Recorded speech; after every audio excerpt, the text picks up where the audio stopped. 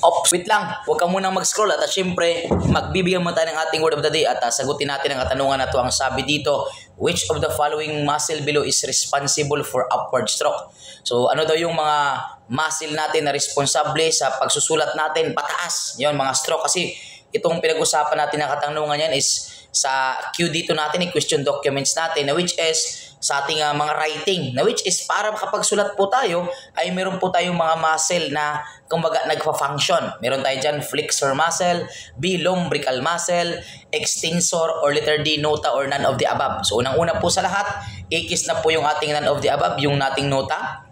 Dito lang po tayo sa flexor, lumbrical, tsaka yung extensor natin. Tandaan natin yung tinatanong muscle responsible for upward stroke. So tandaan po natin yung flexor po kasi, flexor, F, fall. Ibig sabihin, tandaan lang po natin, fall, ibig sabihin it is a muscle responsible for downward stroke kasi pababa, fall. Ang tandaan natin dyan, magiging mnemonic yung letter F, fall, pababa po siya, muscle responsible for downward stroke. Kapag naman po yung lumbrical, ang tinatawag natin po, lumbrical, ito naman yung muscle responsible for sideward stroke po siya.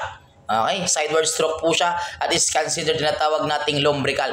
Pero kapag tinatanong po sa atin, muscle responsible for upward stroke, tandaan lang po natin, extensor, that is considered muscle responsible for upward stroke. Okay, ulitin po natin. Pag muscle responsible for upward stroke, extensor. Pag downward stroke po natin, flexor. Pero pag sideward po natin, lumbrical. Okay? And sana nakatulong sa inyo. Siyempre, ito pa din ang inyong lingkod, your Mr. Word of the Day, Emmanuel, the Master Showman, Villager Blacalos, as CBRC, National Lecturer and a Registered Criminologist. Nasasabi sa inyo na para pumasa sa examination, kailangan natin ang baso siya at tsamba. Baso siya, basa, sulat, and share. Sabi ng tsamba, tiyaga, sipag, at manalangin bawat araw. Thank you so much. God bless you all.